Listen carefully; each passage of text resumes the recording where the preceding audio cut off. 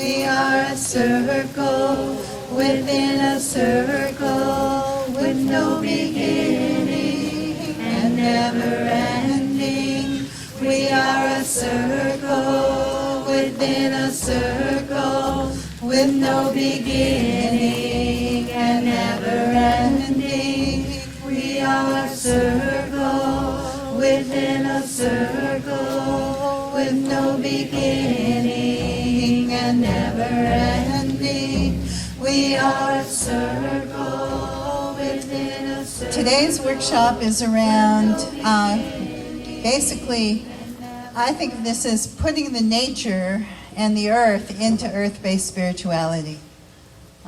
For many, many years, as probably many of you know, I've been teaching and practicing and writing about the ancient religion of the great goddess, about the revival of paganism, about reconnecting with our ancestral roots, and also reconnecting with the idea that deity and spirit and the sacred are not just always need to be depicted as a big white guy in the sky, but can also be seen as female, can also be seen as earth, can also be seen as our living human bodies, as our sexuality, as our interconnectedness with one another.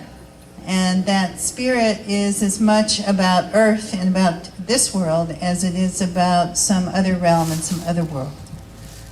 And around about sometime in the early 90s, I had a kind of revelation.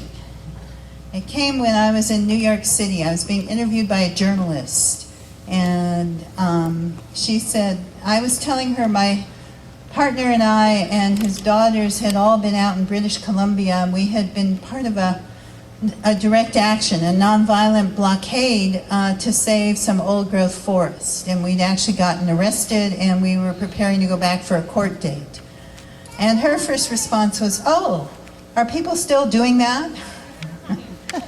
And I said, yes, many people still, haven't given up the idea that we can actually do something positive to preserve and save the earth. And then she said, I think to most New Yorkers, the environment is sort of unreal.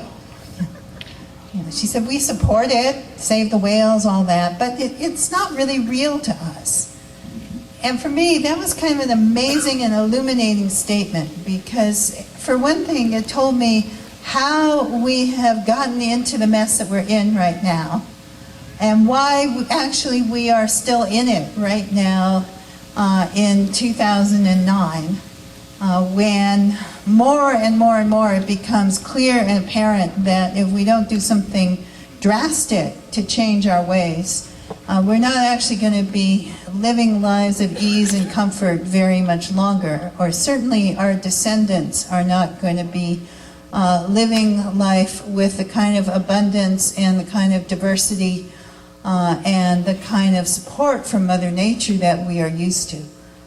Because the realities of climate change are dire and immediate. We don't have 50 years to turn things around anymore. We don't have 100 years. We don't even really have 20 years. We are at the point now where if it's not already too late, it's about to be. And we need to make some major changes very quickly. Little things like changing our energy systems, our transportation systems, our technology, our economy, our food production systems, and our basic way of living, all in the next 10 years or so. So that's, a small challenge. Are you up to it? Yeah. I think we are. I actually believe we are. I actually am tremendously hopeful and very excited, because I see that there's so much creativity out there, and that people are actually waking up, and, we're humans. How many of you went to school somewhere? And how many of you in your school sometimes had to write a paper at the end of the term? And how many of you sat down as soon as that paper was assigned and started to research it and outline it and wrote a little bit every day? All right, there's always one in every crowd. And how many of you put it off to the last week, or the last day, or the last night before? You know, that's how we tend to behave. And we desperately need people like you right now, you know, to help us shift and say, wait a minute, you know, it is already the 11th hour. Time is up. You know, we can't just sit around and contemplate these changes and think about them in some nice, comfortable, far-off future anymore. We got to be doing it, and doing it now. And I think one of the reasons it's hard for us to grasp that is that for so many people, the environment is kind of unreal. You know, it's not nearly as real as all your friends on Facebook, or that TV show you saw, or your rapidly dwindling bank account, you know, or the job that you are afraid you're going to lose. It's something you might watch on the Discovery Channel, but it isn't something we have the same kind of day-to-day relationship with as people who live close to the earth, as our ancestors did. Some of us maybe do. You know, some of us live in the country. How many of you garden? All right. How many of you compost? All right. Yeah, you're a good crew here. Yeah. But many, many, many people do not do those things. And if you wake up in the morning and you zoom off to work and you're in a windowless office all day, and you come back at night and you're too tired, you know, to make your dinner, so you grab some fast food and then you sit in front of the TV and then you go to sleep, or you're madly rushing to pick your kids up from here and take them to there, and you don't have time to think and don't have time to connect with the earth.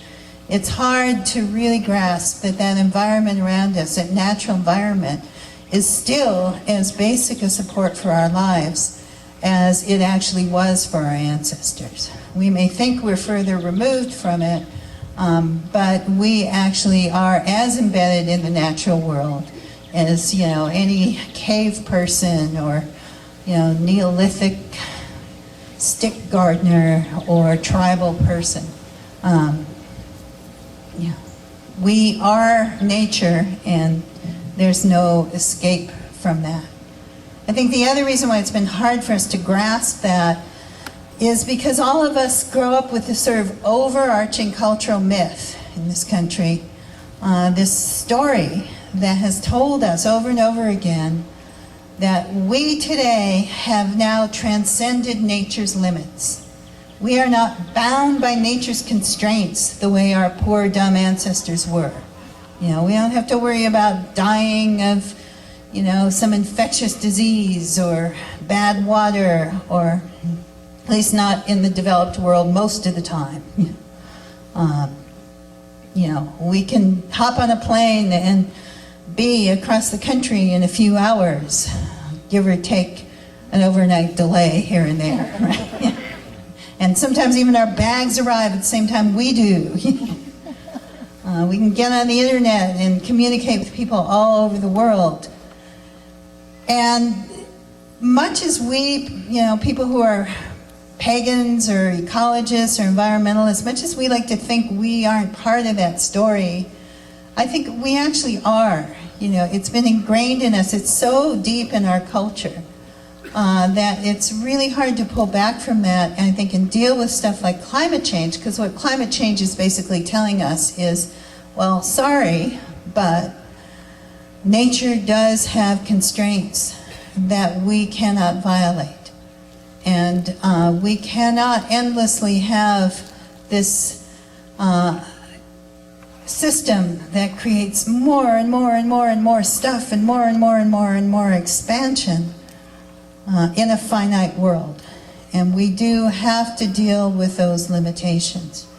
And dealing with that, I think, is something that actually sometimes hits us at an emotional level that's harder for us to admit.